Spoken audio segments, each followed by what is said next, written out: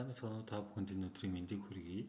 За дэд бүлэгт хүүхдүүд суралцагч хэрхэн хувааж авах вэ гэдэг зааврыг хүргэе. За дэд бүлэгт хүүхэд суралцагч түүж бүртгэхийн тулд анги удирдсан багш Элисбэл дэд бүлгээр ордог мэргэжлийн багш нар маань хүүхдүүдэд бүртгэж түүж хувааж авч болно. За эхлээд би анги удирдсан багшаас хэрхэн дэд бүлэгт хүүхдүүдэд түүж авах вэ гэдгийг нь зааж өгье. За эхлээд өөрийнхөө ангийн icon дээр анги удирдсан багш маань дарж орно. Орсны дараагаар хичээл сонголт гэдэг хэсгүүд дарж орно. Хичээл сонголт гэдэг хэсгүүд дарж орсны дараагаар таны бүртгэсэн хичээлийн тохиргоонууд харагдах бөгөөд дэд бүлгийн хичээлүүд хамгийн сүүлд харагдана. За дэд бүлгийн хичээлүүдийн дэд бүлэг гэсэн тэг гэсэн төслөөр дээр дарснаар та дэд бүлгийн хүүхдүүдэд түүж авах боломжтой. За ер нь бол дэд бүлгээр ихэвчлэн технологи аль эсвэл англи хэлүүд хичээлүүд тохирдог учраас тийм ээ. Технологийн хичээлүүдэд бол зүгээр шууд эрэгтэй эмэгтэйгээр нь хүйсээр нь ялгах боломжтойгоор харагдчихэдэг. За энэ дээр би жишээ гэх юм бол шууд дэд бүлгийнхаа хүүхдүүдийг шууд эрэгтэй эмэгтэйгээр нь ялгаж байгаа бүртгэе. За жишээ юм саяны анги нийтдээ 45 хүүхэдтэй. За тэгвэл би эрэгтэй хүүхдүүдийг ялгаж авлаа. Бүгдийг нь сонглоо. Эрэгтэй хүүхдүүд нь 27 хүүхэд ялгарч гарч иж байна гэсэн. За энэ дээрээ би хадгалах гэдэг төвчлөөр дарах юм бол тухайн миний бүртгэсэн тийм ээ одоо 27 хүүхэд дэд бүлэг гэдэг дээр нь орж ирнэ гэсэн. За мөн адилхан нөгөө бүлэг дээр нь бол шууд үлдсэн 18 хүүхэд буюу одоо ер нь бол шууд эрэгтэй эмэгтэйгээр зааглах шаардлагагүйгээр нөгөө группийн багш маань үлцгүүдийг шууд бүгдийг авах бас боломжтой.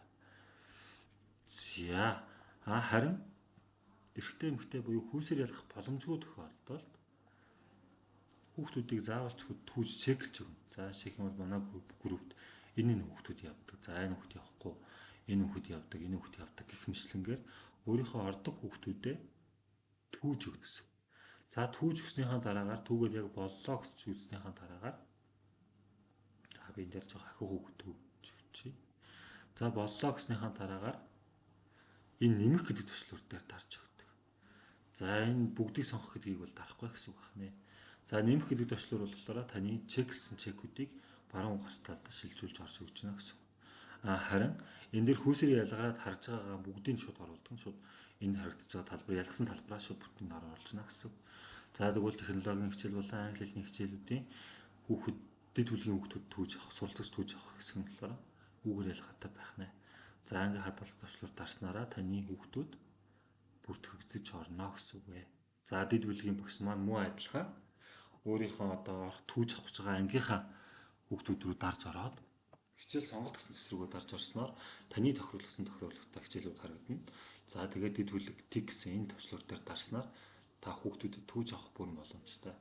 За түүж авахд анхаарах шаардлагатай зүйлс нь юу гэх юм бол эндээс шууд бүгдийг сонгох гэдэг тохиолдсон тохиолдолд хасж байгаа аль эсвэл тийм ээ дүүрлээ дахиад оруулах бүрэн боломжтой шүү. За тэгээд аль эсвэл та түүгээд авчихсан нэгэнд авчихсан хүүхдүүдээсээ бас хүүхд тасах бас бүрэн боломжтой. За жишээ нь бол би 27 хүүхдээс эсвэл би 19 хүүхдээс хүүхд тасаа гэх юм бол ой манай группийн хүүхд биш байна гэх юм бол тухайн хүүхдийг чеклээд хасах төвчлөөр дарснаар тухайн хүүхэд зүүн гар талын талбар руу шилжиж ордог. За энэ болохоор та тухайн хүүхдийг хасчихна гэсэн. За тэгээд өөр хүүхдүүдэд бүртгэхэд нэмэх гээд ингээд холиод засварлаад авах бас бүрэн боломжтой. За ингэснээр та бүхэн маань дэд бүлгийнхаа багшныг хүүхдүүдийг түүгээд өгөх бүрэн боломжтой. Нэг дэд бүлгийн багш маань хүүхдүүдэд түүж аваад болчих юм бол нөгөө дэд бүлгийн багш маань үлцгүүдээ бас шууд авчих бас бүрэн боломжтой. За хэрвээ таны бүртгэх хүүхд маань дутуу аль эсвэл хүүхдүүд маань гүйцэхгүй байх юм бол ямар үг гэсэн үг вэ гэвэл нөгөө группийнхаа багшаас хүүхдүүдэд хайх шаардлагатай гэсэн. Таны хүүхдүүд нөгөө групп руу орчих юм бол тань дээр тухайн хүүхэд давхардаж ахиж харагдахгүй гэсэн.